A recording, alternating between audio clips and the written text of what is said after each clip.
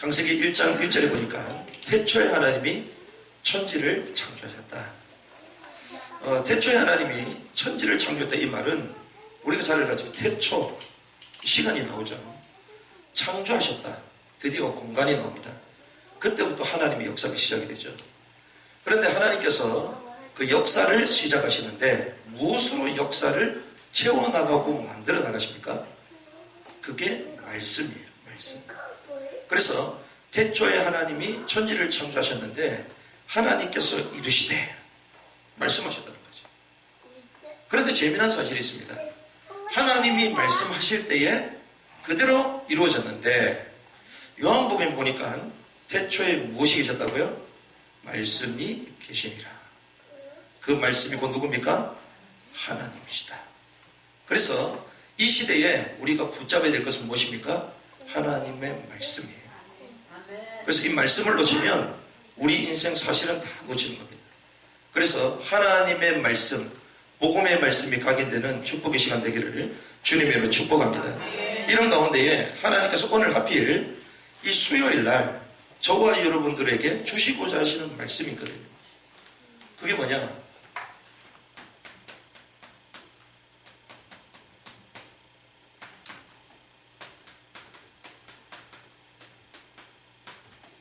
나의 현장에 복음이 실종됐다는 거예요. 또 구체적으로 말하면 우리가 특별히 또 선교를 위해서 기도하잖아요. 우리는 미전도 종족 지역을 남은 땅이라고 해요. 남은 땅에 복음이 실종됐어요. 우리가 이 사우디아라비아나 그 외 중동 지역에 가면 엄청나게 어려운 지역이다. 예수도 말을 잘 못한다. 어떻게 그런 데 가서 위험하게 사역을 하냐, 이렇게 말하잖아요. 사실은 환경이 문제되는 게 아닙니다. 왜 그 땅이 저주를 받고 영적으로 혼탁하게 되었는가? 복음이 실종됐기 때문에. 그래서 그 땅에 복음의 말씀이 증거되면 그 땅은 살아나게 될 줄 믿습니다. 그래서 우리가 영적 사실을 제대로 진단해야 돼요. 그래서 속지를 않죠. 그러면 왜 그렇게 힘든 데 가냐? 왜 그렇게 어렵게 가냐? 왜 그렇게 네 인생을 그렇게 놔두고 왜 그렇게 남들이 가지 않는 곳으로 가냐? 뭐 이러잖아요. 그게 아닙니다. 하나님은 저와 여러분들 통하여 나의 현장에 잃어버린 복음을 회복하기 원하시는 거예요.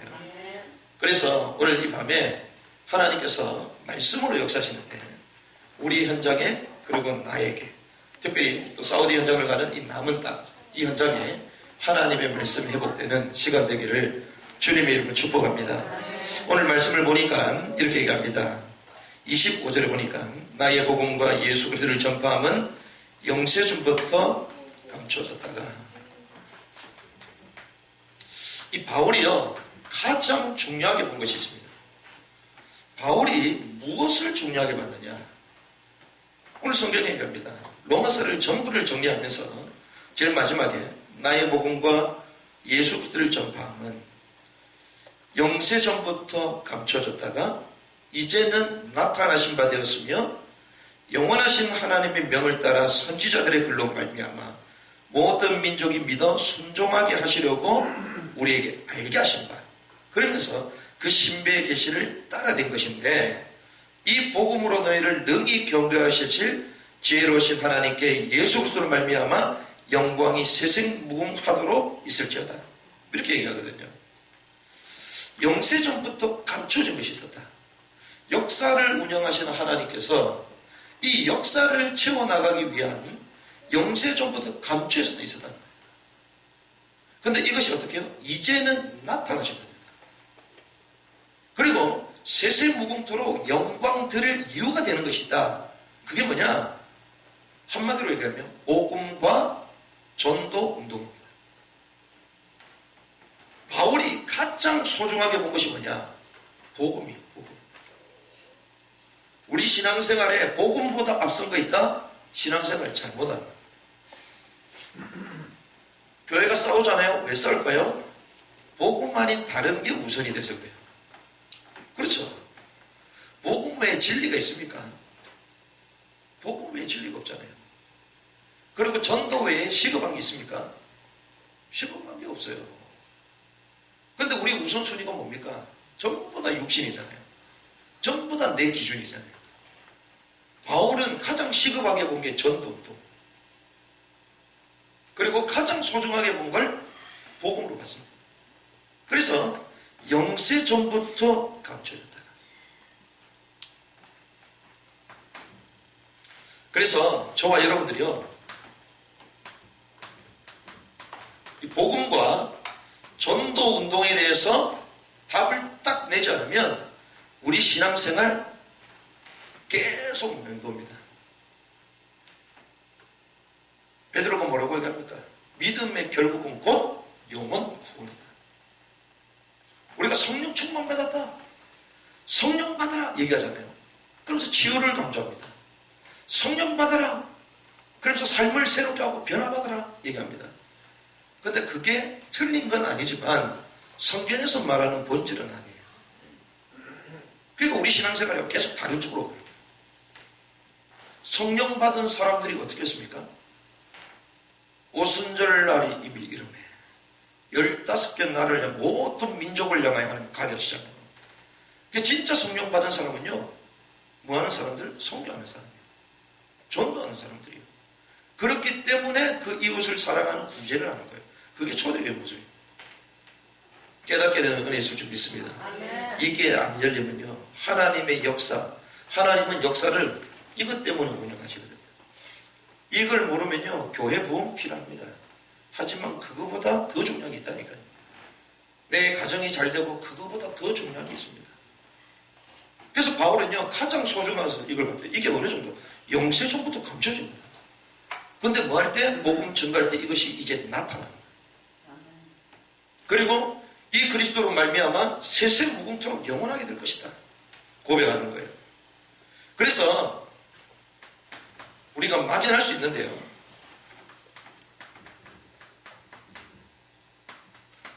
바른 복음, 사실 복음이면 끝나는 건데 워낙 복음 아닌 것들이 많다 보니 이런 단어를 써야 돼요. 바른 복음. 바른 복음이 증거되면 바른 전도운동이 일어난다. 왜? 그건 하나님의 절대 시간표이기 때문에.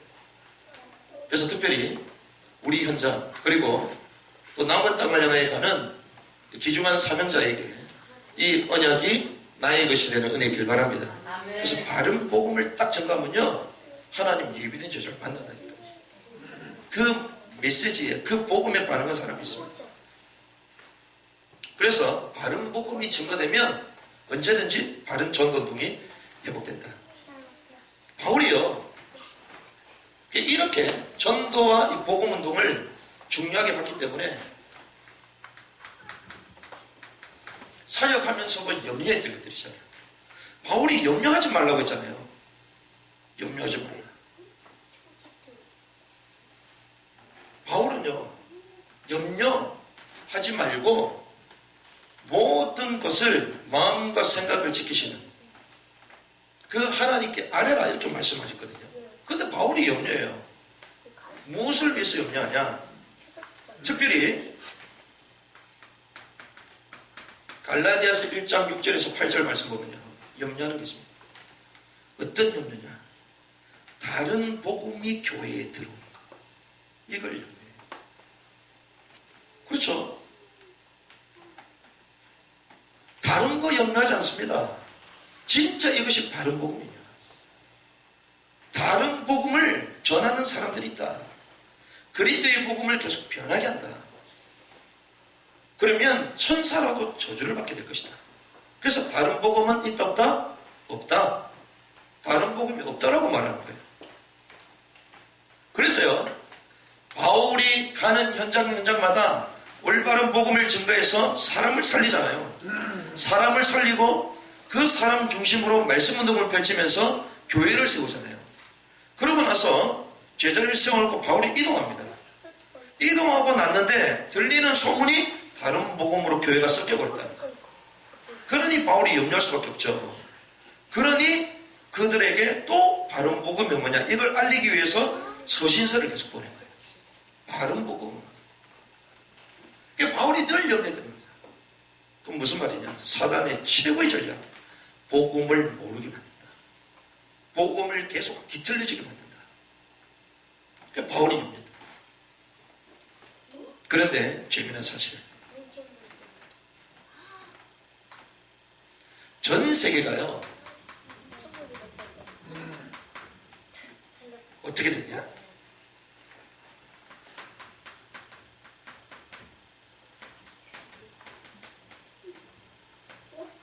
다른 복음의 틀 속에 갇혀버렸어요.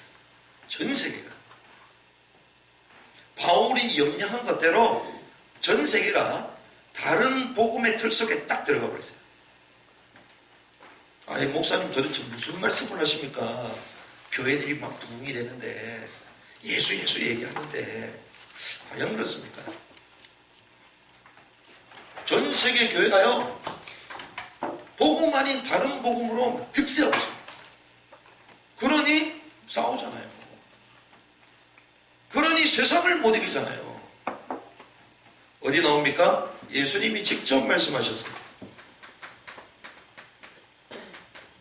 마태복음 16장 13절에서 14절 직접 물어보시죠. 사람들이 인자를 누구라고 생각하느냐 물어보셨습니다. 그 사람들은 유대 사회 가운데 어려서부터 율법을 잘 알고 그 절기를 지키면서 자라온 사람들이에요. 우리로 말하면 교회 다니는 사람들. 그런데 그 사람들이 대답을 합니다.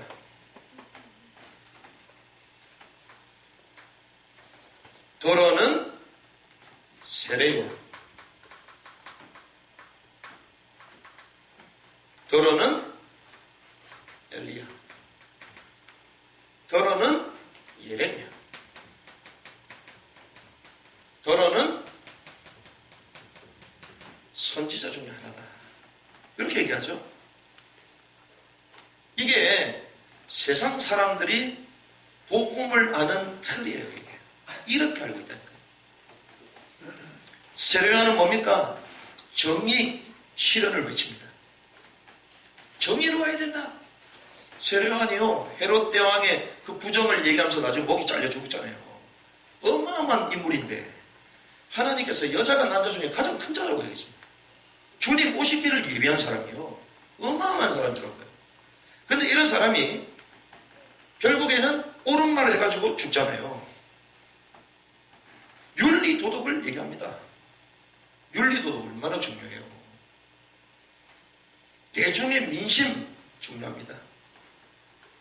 쉽게 얘기하면요, 사회주의를 봐요.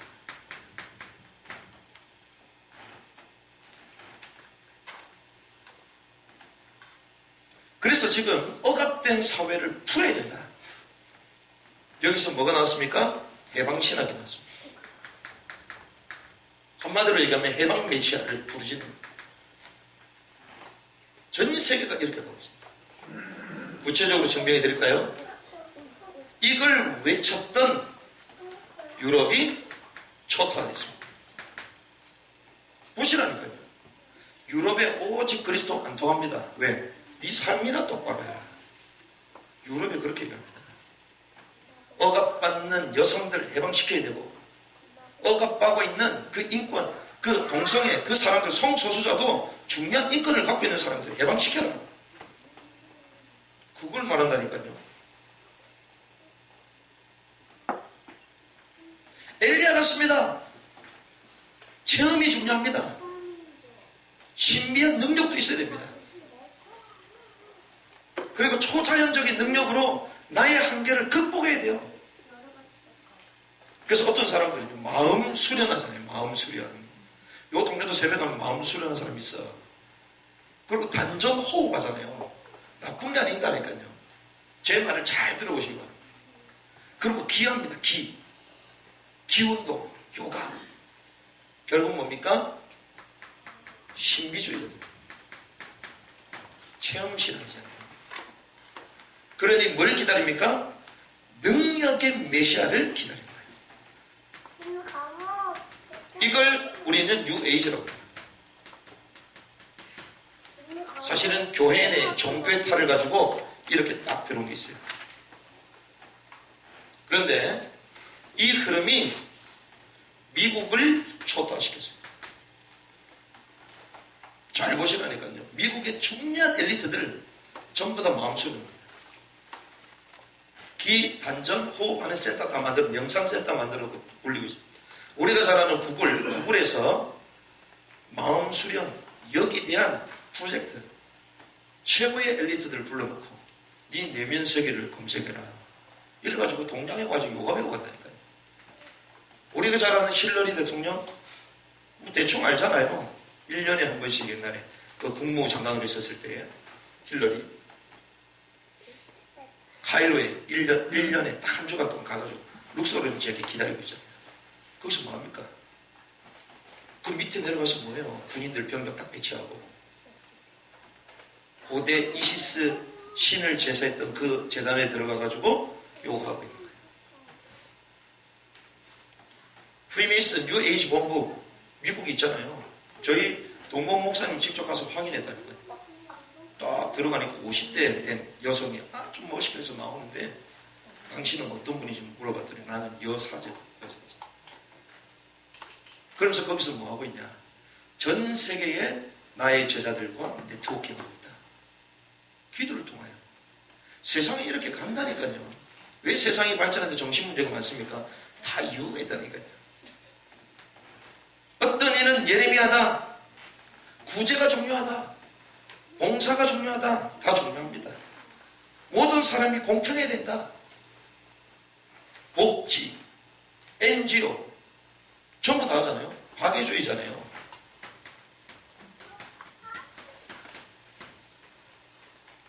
이거는 뭡니까? 한마디로 긍휼 메시아냐. 구체적으로 어떤 종교? 천주교. 구제해야 돼. 그래야지 선행을 많이 해야 돼. 그래야지 내가 구원받는 것 같아. 교회에 다니면서 이런 색깔 갖고 있는 사람들 많습니다. 필요 없는 건 아닌데 진리가 아니라니까요. 이렇게 해서 이 좋은 천주교가 들어가는 중남미가 초토화되잖아요. 전 세계 현상이에요. 이게 다른 복음 예수님께서 직접 물어봤잖아요. 너희들은 나를 누구라 생각하느냐. 그래서 사람들이 이렇게 생각하고 있어요. 메시아를. 선지자 중에 하나입니다. 교육과 가르침, 특별히 성인들에 대해서, 위인들에 대해서 계속 가르치잖아요. 훌륭한 사람이 돼야 된다. 결국 뭡니까? 하나님 없는 인본주의. 이건 누굴 기다립니까? 성자, 성인, 세계의 4대 성인, 성인 메시아를 기다리고 있어요. 위대한 지도자가 나오면 좋겠어. 종교로 따지면 뭡니까? 이슬람이야. 그래서 거짓 선지자가 나가지고 중동을 초토화시키잖아요. 이게 여러분들 보이십니까? 주님 물어보셨다니까요. 사람들이 인자를 누구라고 생각하느냐? 세례가 같습니다. 예레미야 같습니다. 선지자 같습니다. 엘리야 같습니다. 이 특징이 전부 다 뭔지 아십니까? 전부 다 육신적인 해결을 바라잖아요. 전부 다. 전부 다 뭡니까? 한 가지만 없어. 뭐만 없어요? 하나님만 없어. 하나님 없는 요구들이잖아요. 전부 다. 한 가지가 또 없습니다. 뭐가 없습니까? 인간에게 이유 없이 찾아오는 재앙을 이길 답이 없어요. 영안이 열리는 시간 되길 주님 축복합니다. 이게 열려져야 돼요. 이게 보여야 된다고요. 아, 복음이 진짜 뭐냐. 막 열심히 해라. 열심히 한다고 해결됩니까? 아이가 당장 컴퓨터 중독 가운데 빠져있는데 열심히 해라. 네 삶을 똑바로 해라. 바뀝니다. 왜? 이미 잡혀버렸거든. 술 중독, 도박 중독, 여자 중독 이미 잡혔다니까요. 왜 그런 문제가 올까요? 교회에서 복음을 모르면요 답을 줄 수 없어요. 그냥 무조건 열심히 하래. 무조건 기도 많이 해라. 기도 많이 하는데 되는 게 아닙니다. 왜? 무당은 기도를 더 많이 하거든. 그래서 교회에서 해결 못 받는 사람들이 전부 다 무속인 되는 거예요. 그래서 무속인 전도를 가보라니까요. 90% 이상이 전부 다 교회 집사 출신이에요. 목사 장로도 있다니까. 현장을 가보면 답이 나온다니까요. 전 세계가요 다른 복음의 틀 속에 갇힙니다. 그래서 바울이요 다른 복음은 없다. 교회 내에 다른 복음이 침투해가지고 계속 흔들리게 만드는 거예요. 그러니 현장에 전도운동이 일어납니까? 일어날 수 없지. 생명운동이 안 일어나지. 그래서 하나님은요, 우리의 현장, 우리의 실제적인 이 현장에 복음과 전도운동이 실현되는 틀을 갖추시기 바랍니다. 새 틀을 딱 갖춰라. 그러면 무엇을 갖춰야 되냐? 세 가지를 갖춰야 됩니다. 그 첫 번째가 무엇인가? 세상을 살릴 메시지를 줍니다. 왜? 세상을 살리는 메시지는 곧 세상을 살리는 절대 해답이기 때문에 이것을 준비하는 은혜길 바랍니다. 세상을 살릴 메시지를 우리가 딱 준비해야 돼요. 그러면 실제로 이 복음과 전도 등이 현장에 나타나 이러한 걸림돌 속에서 한번 살린다니까요. 잘 보십시오. 이건 제가 얘기하는 게 아닙니다. 여러분들 성경을 잘 찾아보시면 돼요. 그게 조금만 신앙생활 했다고 다 하는 겁니다. 요한복음 20장 31절에 뭐라고 얘기합니까? 하나님께서 우리에게 성경을 주신 이유가 뭐죠? 열심히 해라, 축복받아라. 그건 다 서론이요. 응답받아라. 다 서론이요. 뭡니까? 치유받아라. 다 서론이니까요. 뭐라고요? 이 성경을 주신 이유는 예수가 그리스도요, 하나님의 아들이심을 믿도록. 그렇죠? 찾아보겠습니다. 요한복음 20장 31절 같이 있습니다. 시작. 오직 이것을 기록하면 너희로 예수께서 하나님의 아들 그리스도임을 믿게 하려 하며 또 너희로 믿고 그 이름을 힘입어 생명을 얻게 하려 합니다. 예수께서 하나님의 아들 그리스도다. 그걸 믿게 하고 그 믿을 때 뭐 얻는다? 영생을 얻는다. 영원한 생명을 얻는 방법은 뭡니까? 예수가 그리스도, 하나님의 아들 그리스도를 믿는 것이다. 이만 하면 영생을 받는 거예요. 노력과 공로로 영생 얻는 게 아니라니까요. 해방운동, 정치적인 해방운동, 그게 우리를 구원시키는 게 아니라니까요. 이 땅에 살면서 조금 도움될 줄은 모릅니다. 근데 하나님의 나라는 그게 아니요. 요한복음 5장 39절 조금만 더 앞장으로 넘기면 되겠죠.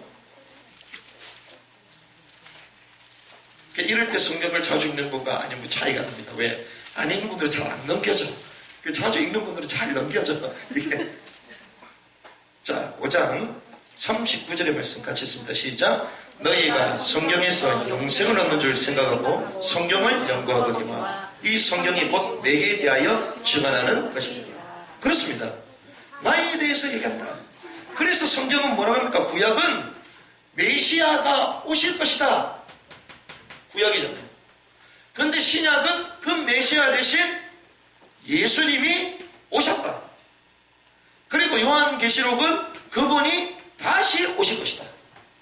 이 성경이 다잖아요, 이게. 그럼 성경을 뭘 얘기합니까? 계속 예수가 그리스도다. 이걸 말하는 거예요. 그러면 우리는 질문합니다. 성경에서 왜 도대체 메시아가 와야 되냐고 말하느냐. 이게 핵심이잖아요. 성경에서 메시아가 올 거다, 메시아가 올 거다 계속 얘기합니다. 메시아가 오셨고 또 메시아가 다시 오실 것이다 얘기하거든요. 그럼 도대체 왜 와야 되냐 이 말이요. 공부해라 공부해라 공부해라. 왜 공부해야 되는데? 이러면 할 말이 없어. 아이들한테요, 공부하라 얘기하면 공부해야 될 이유가 들어가면 끝나는 거예요. 이거 해라 저거 해라 할 필요 없이 해야 된 이유가 들어가면요 끝나는 거예요. 가가지고 예수 믿어라 예수 믿어라. 성경장 가가지고 예수 믿어야 된다 믿어야 된다. 그럼 거기서 알라를 믿어라. 내 돈을 믿어라. 그게 아닙니다. 왜 메시아가 와야 되냐. 왜 그렇습니까? 단 한 가지입니다. 이걸 우리는 진단할 수 있어야 돼요. 현장을 딱 진단할 수 있어야 됩니다. 왜 메시아가 와야 되냐? 그게 뭡니까? 인간이 해결할 수 없는 절대적인 문제, 창세기 3장 문제. 이 문제가 무엇입니까? 로마서 5장 12절에 말하죠. 한 사람의 죄로 말미암아 뭐가 왔다? 사망이 왔다. 근데 그 사망이 누구에게? 모든 사람에게 이르다. 구체적으로 얘기합니다. 로마서 3장 23절. 모든 사람이 죄를 범하였음에 하나님의 영광에 이르지 못했다. 모든 사람이 죄를 범했다. 이 죄는 자범죄를 말하는 게 아니에요. 뭘 얘기합니까? 근본적으로 하나님께 불순종했던 분리된 죄를 말하는 거예요. 원죄를 말하는 거예요. 관역이 있습니다. 화살이 명중해야 되잖아요. 관역에서 벗어났다. 이걸 원죄라고 말합니다. 하트. 관역에서 벗어났다. 하나님의 말씀에 순종한 인간이 하나님의 말씀을 불순종으로 벗어나버립니다. 이걸 죄라고 합니다. 그 죄로 말미암아 뭐가 왔습니까? 자범죄가 시작되는 거예요. 원래의 죄를 갖고 있다 보니 그 원죄로 인하여 모든 행사와 마음과 생각 모든 것이 자범죄야.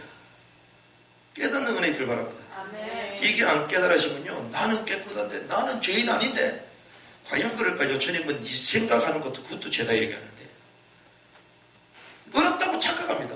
뭘 어려워요? 겉으로 표시를 안 해서 그렇지. 그래서 수많은 엘리트들이요, 저 서초동에 가면 법원 있잖아요. 그 뒤에 딱 들어가면 뭐가 많냐? 마실 집이 많아요. 마실 집에서 뭐 한 줄 아십니까? 그 법관들, 그 의사들이요, 밤새도록 술 마십니다. 괴로워서. 마담 하나 끼고. 왜 그런 줄 아십니까? 그러면 그 마음과 생각이 오로지 뭐에 꽂혀 있어요? 겉으로는 법관이고, 겉으로는 대단한 사람들이고,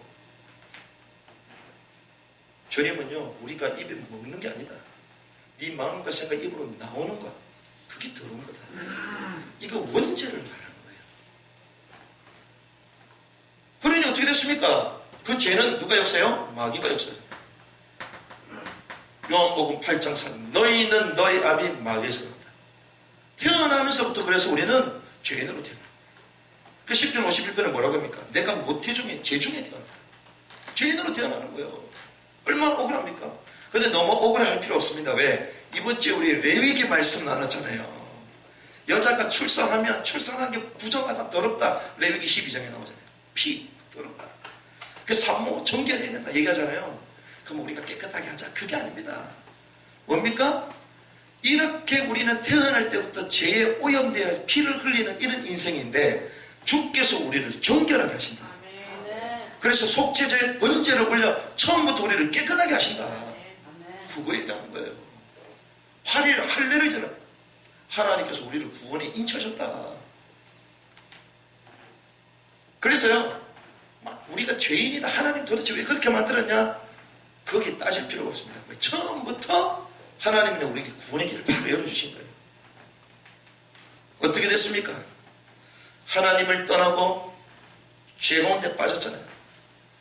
이것을 우리는 인간의 근본적인 문제라고 말합니다. 이걸로 말미암아 우리 삶에 육신적으로 계속 나타나는 문제가 있습니다. 그게 뭡니까? 갈라디아 4장 8절. 하나님 없는, 하나님 아닌 다른 걸 계속 섬기는 거예요. 그걸 우리는 우상숭배로. 하나님 떠난 인간이 첫 번째 하는 행위, 하나님 아닌 다른 걸 계속 채우는 거예요. 최선을 다해 일하는 것 같은데 제가 볼 때는 최선을 일하는 게 아니거든. 왜? 그 일을 통하여 대리 만족을 얻거든. 왜? 그래야지 사람들이 인정을 받으니까. 그러니까 한 분야의 최고 전문가가 되잖아요. 사람들이 박수를 칩니다.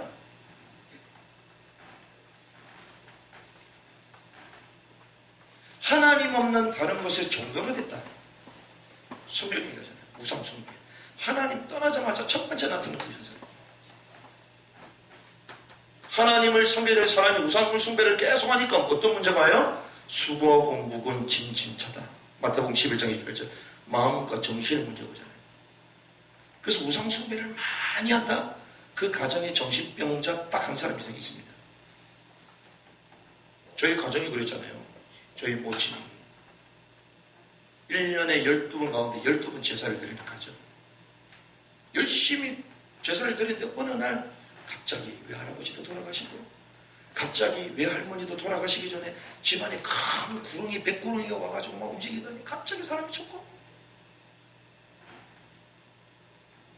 제사와 우상을 많이 들으면 저희 친가 귀신이 들려서 사람을 접치는 그 고모님 그 영이 저희 아버지한테 딱 내놓은 거예요.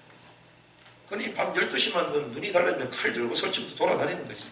그 똑똑하신 분이 6.25 당시에 학도병이었고 국방부에 계셨는데 그 당시에 법을 전공하신 분인데 젊었을 때 뭐 분함 없이 사시던 분인데 지난번에 한번 얘기했잖아요. 모 전 대통령 그분한테 그분 아버지한테 내용 이러고 다녔다니까요. 근데 어느 날 영적 문제 딱 찾아. 수고하고 묵은 짐진자들. 인간이 해결 안 되는 문제들이요. 하나님 떠나서부터 다 나타나시죠. 그러니 사도행전 8장 4절에서 8절 육신의 문제로 찾아오잖아요. 우상숭배, 마음과 정신의 문제, 육신의 문제로. 끝입니까? 히브리서 9장 27절 한 번 죽는 것은 정한 것이 그의 심판이었다. 죽음의 문제. 그런데 그 외엔 심판. 그게 끝이 아니요. 마태복음 27장 25절 뭐가 나옵니까? 나를 위하여 울지 말고 네 후대를 위해서 울어라. 왜? 네 후대에 이 핏값을 그대로 돌릴 거다. 무슨 말이죠? 후대에게 그대로 전달되는 거예요. 가문의 영적 흐름, 영적 문제가요. 가문을 타고 후대들에게 그대로 내려가. 아버지처럼 안 살았는데 어느 날 그 아버지의 모습이 내게 드러나 있고 그 가문에 이상했던 영적인 그 사고의 문제들이요. 내게 그대로 내려와 있어. 이걸 우리 가문의 내력이라고 그러잖아요. 그냥 내력이 아닙니다. 영적인 문제라니까요. 이렇게 살아갈 왜 무능할까? 우리 조상을 봤더니 엄청 무능한 사람이 있어. 그 무능이 우리 가문에 침투해 들어오는 거예요. 자녀를 완전 무너뜨리는 거예요. 이걸 우리는 근본 문제요. 이거는 운명이라고 얘기합니다. 사주팔자. 하나님 떠난 인간의 사주팔자. 완전 이 흐름 가운데 단 한 사람도 빠져나올 사람이 없어요. 그래서 오늘 얘기했잖아요. 한 사람으로 말미암아 뭐가 들었다? 죄. 그래서 사망에 이르렀다. 모든 사람에게 이게 원죄를 말하잖아요. 그러면 반대로 우리가 생각할 게 있습니다. 이 한 사람의 문제가 전 세계의 문제잖아요. 그렇죠? 한 사람의 문제가 전 세계의 문제다. 한 사람의 문제가 전 세계의 영적 문제예요. 그렇죠? 똑같이 내려갑니다. 그럼 반대로 한 사람에게 주시는 완전한 해답은 전 세계의 문제의 해답이다. 그렇죠? 이 비밀을 누리시기 바랍니다. 이 깨달아져야 돼요. 아무리 이런 영적인 흐름의 문제가 온다 해도 이 문제를 해결할 그 해답은 전 세계를 살리는 해답이다. 그래서 여러분들 현장 다녀보시면요. 사람이 다 다른 것으로 보이잖아요. 아닙니다. 다 똑같습니다. 생김새가 다를 뿐이요. 그 사람도요. 배고프면 먹어. 그리고 배 아프면 화장실 가. 똑같습니다. 추우면 옷 입고요. 더 옷 벗어 똑같아. 그 조금 냄새가 다른 냄새가 난다 그뿐이지. 먹는 거 조금 다르다 그뿐이지. 똑같이 산다니까요. 밤 되면 자야 되고 아침에 일어나면 하품해야 되고 다 똑같다니까요. 근데 우리가 그렇게 착각하잖아요. 성경에서 이렇게 말하고 있습니다. 그러면 이 메시아로 누가 오셨어요? 예수가 오셨죠. 그럼 우리 또 질문할 수 있습니다. 그러면 왜 예수가 메시아냐?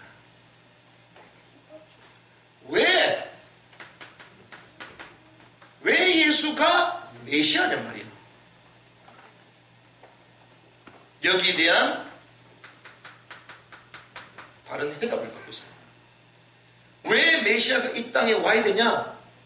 현장을 그대로 진단할 수 있어야 되잖아요. 왜? 메시아가 오시지 않으면 인간의 근본 문제, 생명의 문제 해결 안 됩니다. 영적인 문제 해결할 수 없어요. 종교 선한 겁니다. 하지만 인생에 찾아오는 영적인 문제 해결할 수 없다니까요. 그래서 메시아가 오시지 않으면 안 된다는 거예요. 그래서 처음부터 주님은요, 메시아가 오실 것이다. 계속 메시아 얘기하는 거예요.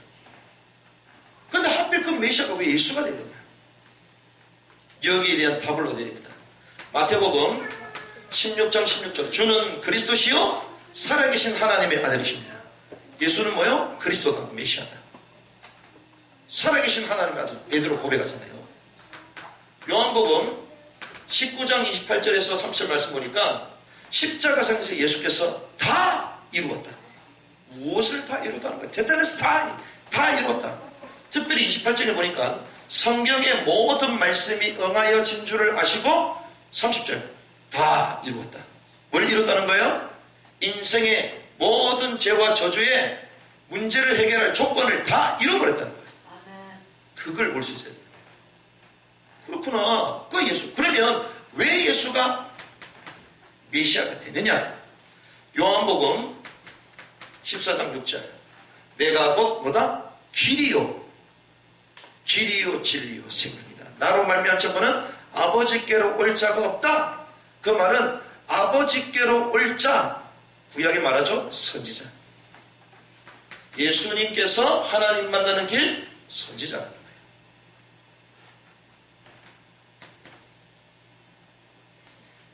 마가복음 10장 45절.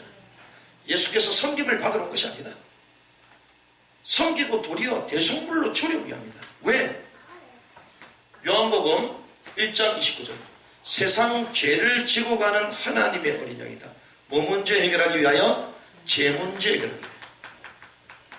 성경이 말하는 죄 문제 해결하는 제사장이라는 거죠. 요한일서 3장 8절. 하나님의 아들 예수를 말하죠. 하나님의 아들이 나타나신 것은 뭘 위하여? 마귀의 일을 멸하기 위해 오셨다. 뭡니까? 참된 왕. 재미난 사실. 선지자, 제사장, 왕, 이 세 직분이 임직을 받을 때 뭘 받아요? 기름 부음을 받습니다. 근데 메시아, 그리스도가 뭐죠? 기름 부음 받은 자다. 무슨 말이죠? 예수가 메시아라는 거예요. 죄가 없으셔야 됐기 때문에 동정녀 마리아의 몸에서 태어난 거예요. 다 이유가 있다니까. 성경의 모든 걸 응하기 위해서 오셨다는 거죠. 그래서 여기에 대한 오직, 절대 해답, 오직 해답. 마태복음 17장 8절. 모세도 사라지고 엘리야도 사라지고 오직 뭐만 남더라? 예수만 남더라.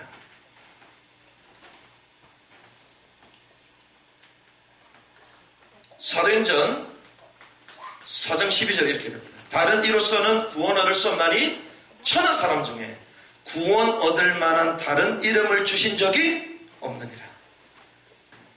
그렇죠. 왜? 인간의 이름을 가지고 눈이 안 보이는 사단의 영적인 문제를 해결할 수 있습니까? 해결할 수 없어요.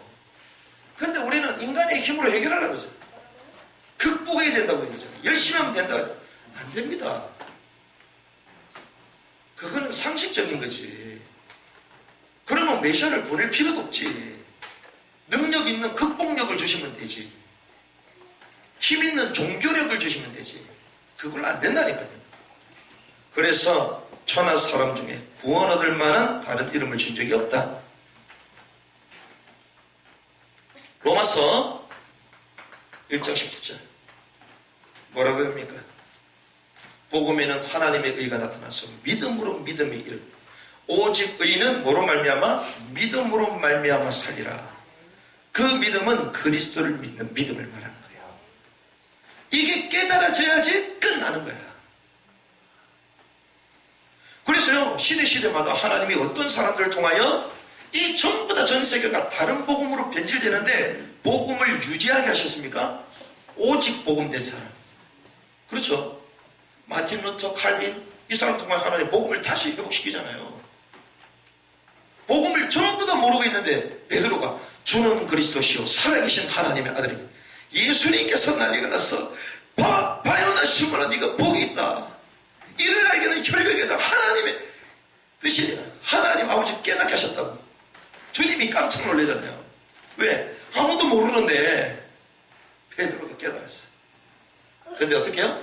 오직 예수만 만나라. 베드로가 오직 그리스도를 말하잖아요. 이 메시지만이 우리 현장을 살리는 절대 해답인 줄 믿습니다. 이걸 깨달아야 돼요. 현장이 그대로 진단이 됩니다. 그래서 사도행전 3장 어떤 역사기랍니까? 나면서부터 안전병이다. 보였습니다. 뭐요? 운명의 가치구나. 어떤 운명? 못 일어나는 게 문제가 아니라 하나님 떠나서 영적으로 거지된 그 인생이 보인 거예요. 죄 가운데 운명 가운데 사단 가운데 걸려있는 그 영혼이 보인 겁니다. 그때 뭐라고 했죠? 내게 은과 금은 없거니와 내게 있는 것을 주느니 나사렛 예수 이름으로 일어나 걸어라니. 그리스도가 필요했다는 거예요. 그런데 수많은 사람들이 뭘 줬죠? 은과 금을 줬죠. 동전 존재죠. 세상이 필요한 건요 동전이 아닙니다. 세상 사람들이 막 부자 되고 싶다고 막 돈 벌려고 발버둥 치잖아요. 그냥 돈 많이 벌어라. 돈 벌게 해줄게. 감사할 줄 알죠? 죽어도 감사 안 합니다. 오히려 배신할 거예요. 복음 아닌 다른 거. 그래서 우리 교회는 사람한테 인정도 잘 안 줘. 왜? 그것 때문에 교회를 사람들 많거든. 선물도 안 줘, 우리는. 왜? 다른 게 다 주니까. 우리 교회는 막 아무것도 안 해. 여러분들이 현장을 제대로 진단하고 정확한 해답, 그리스도의 메시지를 전달하는 은혜 있길 바랍니다. 이것만이 세상을 살린다. 그래서 이게 성경의 핵심이라는 거예요. 그러면 이걸 전달할 수 있는 세상 살릴 메시지가 가능한 뭐가 필요하다? 메신저가 필요한 거예요. 그렇죠? 이걸 우리는 뭐라고 합니까? 이걸 우리는요 절대 제자라고. 그래서 성경의 역사는 너무 재밌습니다. 시대를 보라니까요. 하나님이요 이 그리스도의 말씀을 회복시킵니다. 세상의 역사. 그런데 이 메시지를 전달할 절대 제자를 시대마다 이렇게 세우십니다. 예수님께서 제자들과 3년 동안 함께 하셨잖아요. 위든 함께 하셨습니다.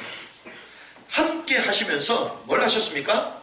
십자가의 죽음 그리고 그리스도라는 증거로 하나님이선 증거로 부활하셨죠.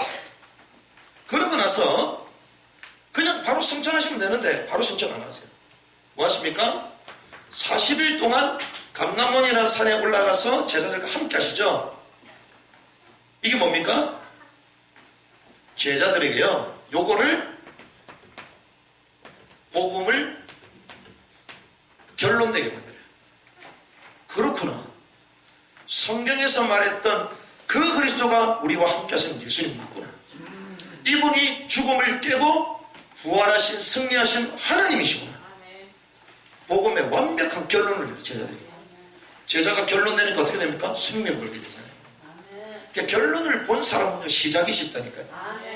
그러니까 이걸 보고 시작하는 은혜 있길 바랍니다. 그래서 저는 막 나만 딱 성경 파송 받는다. 야, 이 그림도 없이 겁도 없이 어떻게 가냐. 겁도 없이 다른 분들 보면 와 어떻게 하겠어? 겁 없어. 그냥 뭐 하나님께서 역사하시고 기도하면 하나님 축복하시고 이러더라고. 그거는 맞는 말이지. 그는 3살짜리 아이도 다 얘기하는 건데 바울은요 이걸 보고 시작했습니다. 로마도 오해할 것이다. 잘 보라니까요. 하나님께서요 이 완벽한 복음을 증거할 절대 제자를 하나님 필요로 하시는 거예요. 사우디에 이런 사람이 있습니까? 이 사람 있으면 돼요. 아니면 우리 간 사람이 이거 되면 돼요. 그건 나는 거야. 레바논에 있습니까?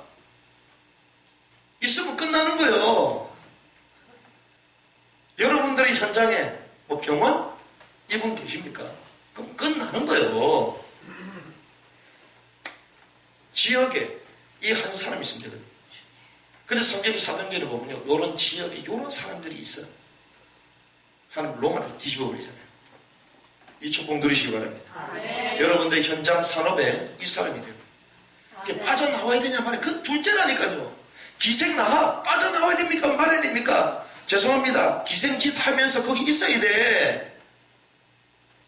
아닙니까? 성경 잘 보라니까요. 기생짓 하고 하는 건 둘째 문제라고. 하나님은 윤리도도 그것도 중요하지만 진짜 본질을 보기 원하시는 거예요. 기생나합으로 있으면서 뭐 해야 돼요? 이들을 숨겨줘야 돼. 그 성이 함락될 때까지 자기 역할을 해야 된다고요. 아직 이해 안 되십니까? 해야 되나 말아야 되나 빠져나야 되나?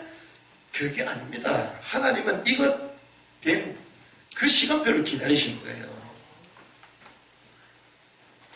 이 시간표가 어떤 시간표입니까?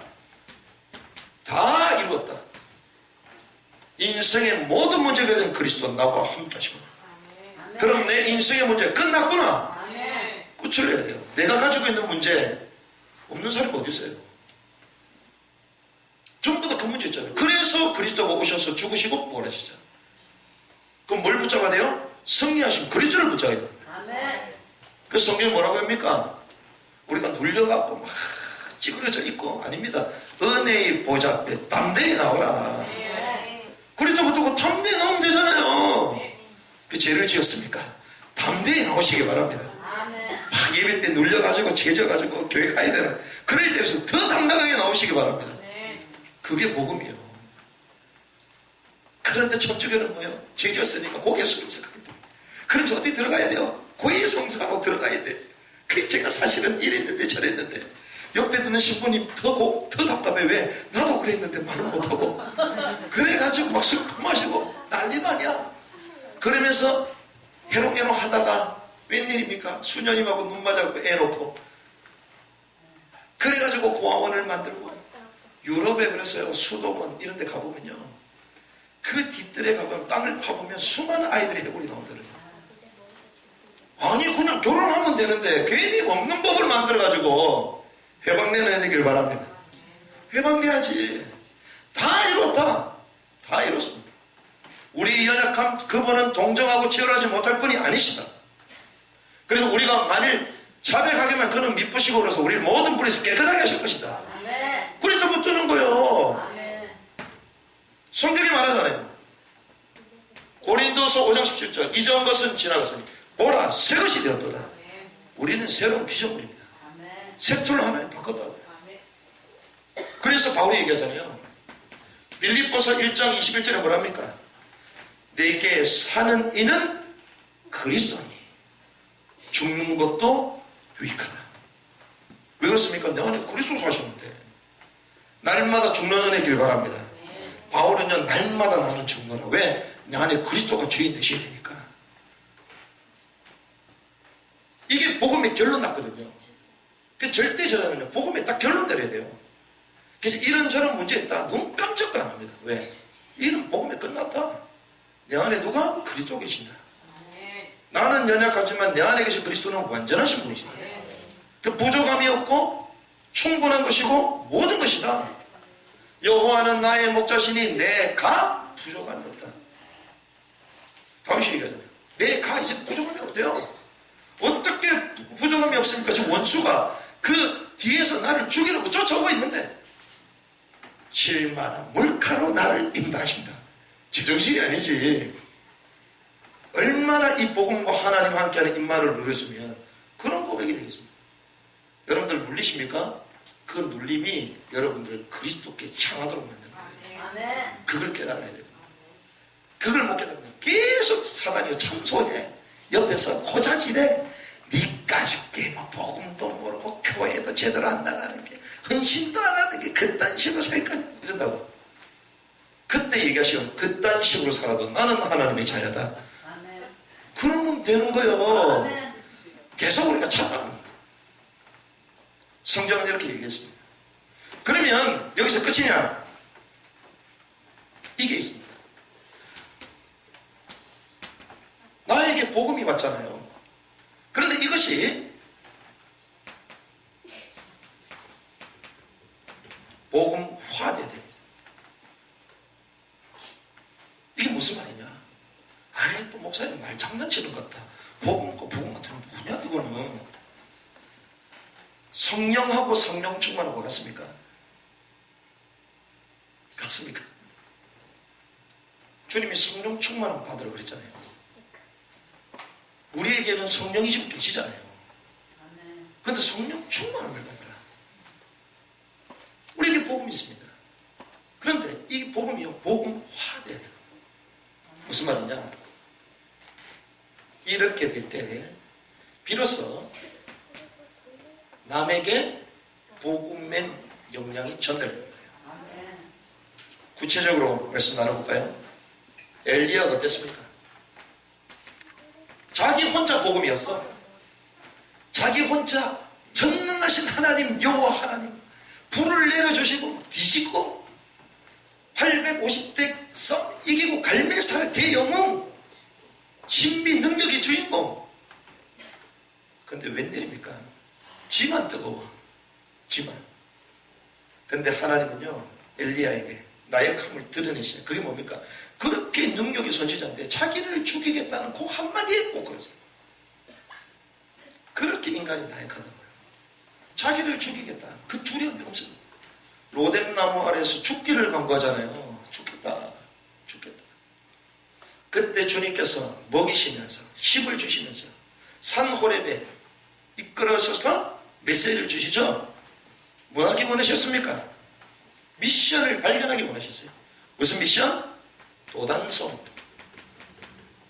바알에게 무릎 꿇지 않는 7천 제자를 일으켜라. 엘리사를 세우라. 왕을 예후를 세우라. 무슨 말입니까? 나의 복음이 진짜 현장을 살리는 복음화되는 시간표 속으로 끌고 가시는 거예요. 나만 뜨겁다고 되는 게 아니고. 그러니까 나는 복음이고 나는 결론났던데 옆에 사람 보면 이상하다 그러잖아. 이 예수 믿어 왜 이상해? 나 혼자 결론났어. 나 혼자 막 뜨거워. 남들 볼 때는 이해가 안 돼. 바울도 그랬습니다. 바울이 다메섹에서 예수님 만났잖아요. 그 예수가 그렇게 얘기되었던 메시아였구나. 충격 먹습니다. 그때부터 당장 유대인들한테 들어가서 복음 전하잖아요. 그런데 웬일입니까? 그때 엄청난 비판. 그러면서 성에 얼마나 급했든지 큰 광줄이 바울이 타가지고 막 도망쳐 나와. 그래서 어디로 가게 하십니까? 다소, 아라비아 3년, 다소 10년. 성경학자들은 13년으로 13년 동안 다른 지역으로 하나 보내버려요. 다소라는 곳 10년, 아라비아에서 3년 훈련되게 하시는. 그래서 어떻게 합니까? 그가 가지고 있었던 율법 관이 바뀝니다. 그리고 그 율법 속에서 말하는 메시아 관이 달라져요. 그리고 뭐가 달라집니까? 구원관이 달라져요. 싹 바뀌어버려요. 그래서 비로소 하나님이 바울을 통하여 다른 사람을 살리는 문을 열기셔. 이게 여러분들 보여져야 돼요. 특별히 선교사님 이 축복을 누리시기 바랍니다. 이게 열려져야죠. 나는 깨닫고 나는 막 은혜 받았는데 현장이 안 돼. 왜 안 될까요? 나만 뜨거운 것 같아.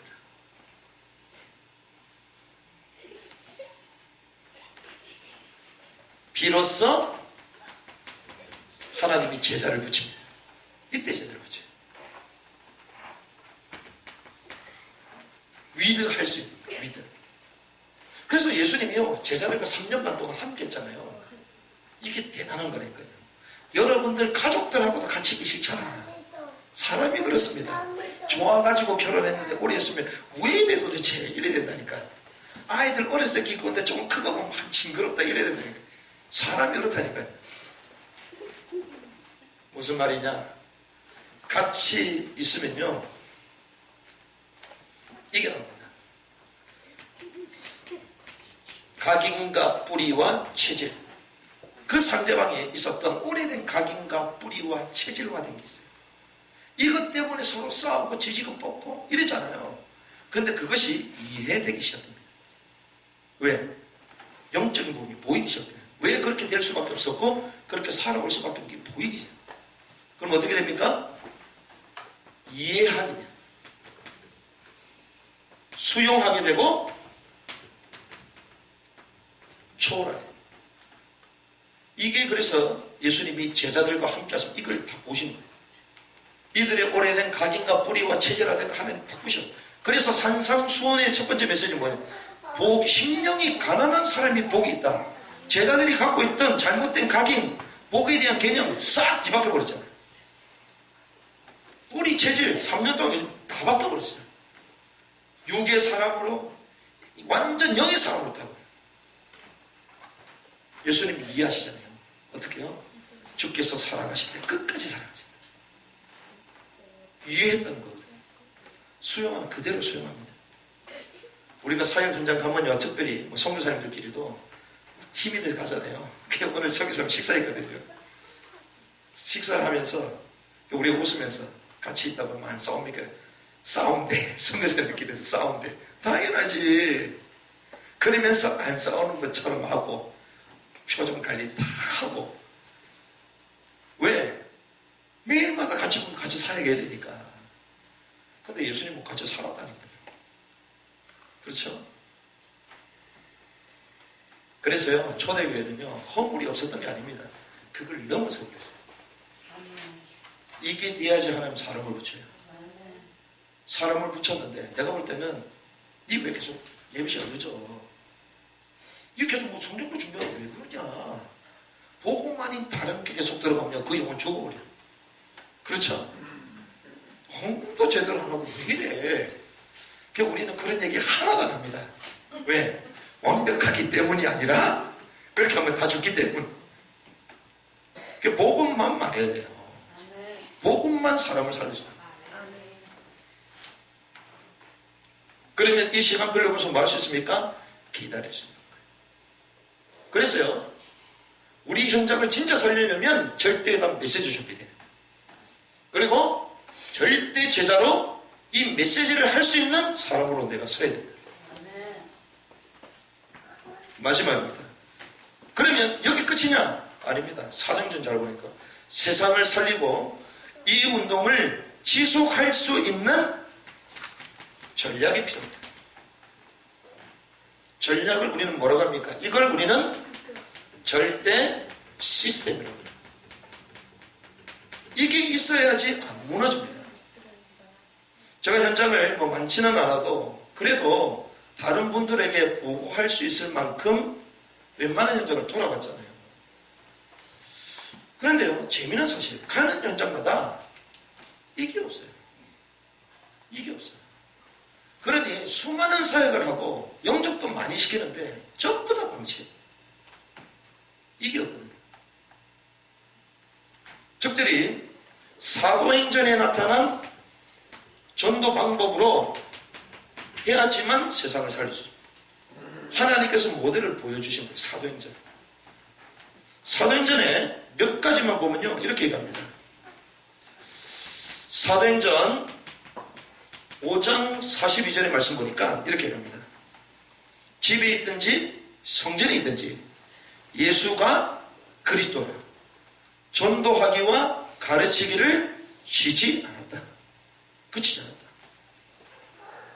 여러분들 무당집 오늘 계속 무당 얘기하는데 무당집에 가면요, 대나무 깃발 탁 꽂아 풍선 달고 있어.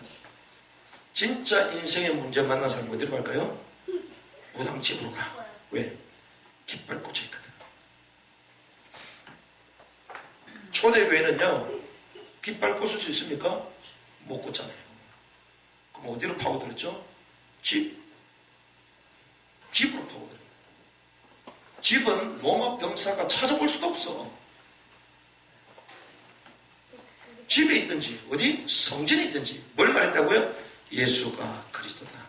인생의 완전한 문제의 해답 그리스도. 이걸 계속 영적인 문제의 해답 그리스도를 계속 말한 거예요. 전도하기와 가르치기를 그치지 않았다. 이 말씀을요, 계속 확립시키는 거예요. 계속 증거하는 것입니다. 이 축복 들으시기 바랍니다. 그러면서 어딜 들어갑니까? 회당. 성경 보면요, 바울이 어딜 들어가요? 그 똑똑한 바울이 회당을 들어갑니다. 그리고 어디 들어가죠? 저자. 우리는 가면 시장이야. 그리고 어디로 들어갑니까? 소원. 그렇죠. 이걸 뭐라고 합니까? 황금어장입니다.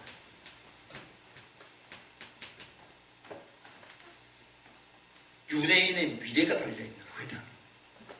우리로 말하면 대학가 같은 곳이 황금어장. 거기에 제작했다. 들어갑니다. 저녁에 말씀 운동을 펼쳤다. 이 말은 고정하는 시스템이잖아요. 황금어장. 이건 뭡니까? 순회하는 현장이에요. 그리고 마지막 두란노 소원. 두란노 소원 나오죠? 이거는 어떤 현장입니까? 전도할 수 있는 제자로 확립시키는 거잖아요. 그게 2년 동안 전념했는데 이 제자들이 일어나 에베소의 모든 사람이 복음을 다 듣도록 전도운동이 일어난 거예요. 이건 뭡니까? 집중이죠. 요 세 가지가 들어가요. 그 현장에 고정 시스템이 필요해요. 그래서 봤더니요, 선교사님들이 이걸 다 놓치고 있어요. 현장에 사람 만나면 답을 줬다. 답을 줬으면 그 답을 가지고 매주마다 만나라. 만나서 계속 답 줘라. 성경에서 말하는 그리스도의 답을 계속 줘라. 복음을 계속 설명해라. 없어. 왜? 워낙 바빠.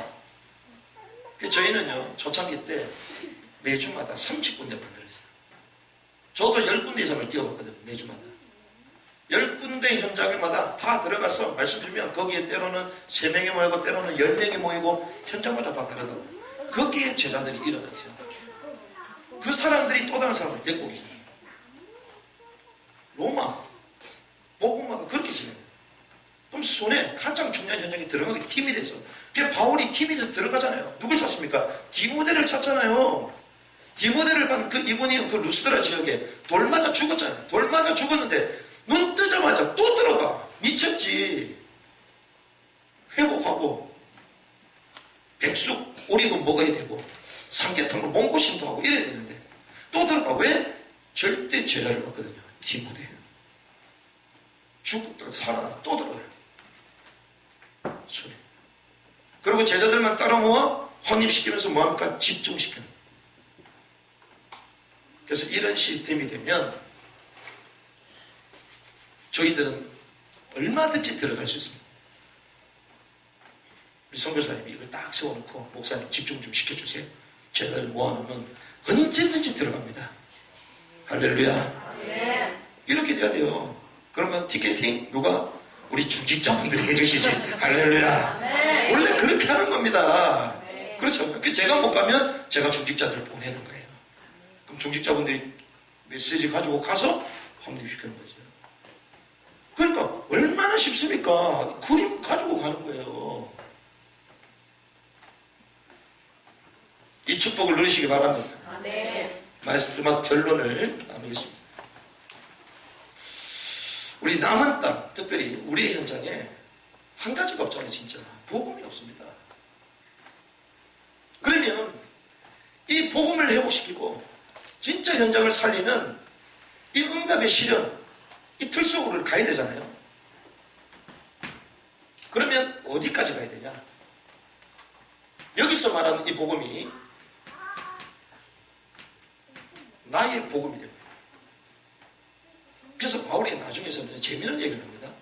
그냥 복음이라고 얘기 안 하고요. 나의 복음이라고 말해요. 내게 됐다는 거예요. 이 복음이 내게 안 되니까 우리가 갭이 생기는 거잖아요. 순간순간 내게 안 돼. 그러니까 뭐 은혜 받으러 가고 또 성경 공부 열심히 하고 열심히 사역하고 그러다가 또 세상으로 돌아오면 또 감이 떨어졌다가 그래 또 깨닫고 이게 나의 복음이 안 된단 말이에요. 그런데요, 이 시스템 속에 싹 들어오면요, 어느 날 나의 복음이에요. 걸리질 않아요. 이 말은 나에게 답이 되면 너에게도 답이 될 수 있다. 그렇죠? 나의 복음, 내게 복음이 딱 답되면요, 하나님이 너에게도 답되는 증거를 주시는 거예요. 이때 우리가 말하는 복음 제자, 절대 제자, 하나님이 붙이십니다. 나의 복음된 사람이 절대 제자거든요. 그러면 이 절대 제자에게 하나님 절대 제자를 붙인다. 바울이라는 그 어마어마한 인물을 땅 팔아먹었던 아나니아 삽비한테 붙였으면 어떻게 될까요? 바울도 사기꾼이 됐겠지. 그렇게 배웠겠지. 그 누구에게 붙여요? 아나니아에게. 아나니아가 뭐 자세하게 잘 모르지만 마가 다락방에 있었던 인물이지 않았겠느냐라고 추정합니다. 그러면 마가 다락방에 일어난 그 역사, 예수가 그리스도여 그분이 부활하신 그 증거를 그대로 얘기했겠죠. 재밌습니다. 그 현장에 중심을 잡고 기도하고 있었잖아요. 그런데 이 바울이요, 그 아나니아의 모습을 그대로 따라요. 똑같이 배운 거지. 그럼 지역에 뭐가 있다? 제자가 있다. 그 사정에 보면 지역 이름이 계속 나와. 그럼 뭐가 나오죠? 사람 인물이 계속 나와. 빌립보에 누구요? 루디아. 지역에 있다니까. 멜카에 누가 있어요? 그런 인물이 있다니까. 리아드에 그런 사람이 있다니까. 그런데 내가 그 볼 수 있는 눈이 없으니, 사역자가 이 눈과 메시지가 없으니 이게 답답한 거예요. 이게 새 틀이 준비되는 은혜길 바랍니다. 시련의 틀 준비되는 은혜길 바랍니다. 그래서 올해 하나님이 여러분들을 전도자로 현장을 살리는 이 축복의 그런 가운데 잡아넣는 거예요. 이런 메시지 누가 준다고요? 하나님이 주시는 거예요. 짬뽕 오늘 시켜 먹었잖아요. 시킨 대로 나와. 그렇죠? 하나님이 우리에게 이거 먹을 수준이 되니까 이 메시지를 딱 주시는 거예요. 그렇죠? 저와 여러분들 이 축복 가운데 하나님 우리를 부르신 줄 믿습니다. 나의 복은 그때 절대 제자가 일어난다. 이때 비로소 전도가 되는 게 아니라 전도 운동이 일어나는 것입니다. 우리가 전도 열심히 하잖아요. 또 사람이 연결되고 교회 오기도 하고 또 가기도 하고 또 어떤 지역에 가서 우리가 전도해서 양육해서 거기에 붙여주기도 하잖아요. 선교 현장에도 엄청나게 전도 많이 하잖아요. 돌파하고 영접시키고. 그런데요, 나중에 열매가 하나도 없습니다. 왜? 이 시스템이 없으니까. 담을 수 있는 그릇이 없으니까. 근데 하나님은 이 시간표가 딱 되어지면 전도가 아니라 전도 운동이라. 그 점을 쏘. 그 초대교회 어땠습니까? 3천 제자. 남자의 수만 5천 제자. 복음의 생명관. 그 당시에는 그 공동체 갈 수가 없습니다. 그러니까 하나님이 저와 여러분들 이렇게 인도하시는 거예요. 그래서 이게 될 때까지 주님은 우리에게 어떤 시간들을 주시냐? 복음의 결론 내리는 시간들을 주시는 거예요. 오직. 그래서 이번에 세계 선교대에 가장 중요한 키워드가 있다면 이겁니다. 올인. 이겁니다. 올인. 하나님은요, 언제든지 복음에 완전하게 올인한 사람, 그 사람을 축복하신다. 근데 우리가 고민한다? 하나님 내가 뭐 할까요? 계속 질문해. 그 말은 뭐다? 올인이 안 된다는 거죠. 그렇죠? 올인된 사람은 질문도 없어요. 올인된 사람은 좌충우돌 할 시간도 없습니다. 남의 얘기 할 시간이 없다니까요. 남의 얘기 말할 그 입이 없다니까요. 싸울 기력이 없어요. 싸우고 남의 말하고 이것저것 하고 전혀 오늘이 안 됐다는 거지. 전혀 모른다는 거지. 하나님이 남은 땅에 복음을 다시 한번 회복하시도록 귀중한 우리 선교사님들을 세워가시는 줄 믿습니다. 그 일에 특별히 인도받는 우리 예성선교사님 되길 바라고, 특별히 우리 현장에 복음 실종됐잖아요. 하나님 우리를 통하여 회복시키는 은혜가 있기를 주님을 축복합니다. 하나님 감사합니다. 복음을 잃어버린 시대에 복음을 알 수 있는 은혜를 주신 주님을 찬양합니다. 선명한 복음을 분별할 수 있는 은혜를 우리에게 허락하여 주시고, 이 귀중한 복음을 가지고 죽어가는 영혼들을 살리고 한 민족을 살리며 우리 현장과 가문과 교회를 살리는 일에 쓰임받는 자들이 되게 하여 주시옵소서. 오직 예수가 그리스도라는 말씀에 결론 내리는 자들이 되게 하시고, 이 복음의 말씀을 증거할 수 있는 절대적인 제자 메신저로 일어나게 하시며, 이 복음 운동을 이어갈 수 있는, 지속할 수 있는 절대 시스템을 세우는 자들로 우리를 인도하여 주시옵소서. 함께 하시는 주님께 감사와 찬양을 올려드리며 주 예수 그리스도 이름으로 기도드리옵나이다. 아멘. 찬송가 324장 예수 나를 보라 하네 하시면서 준비하신 예물 드리고 예배를 마치겠습니다.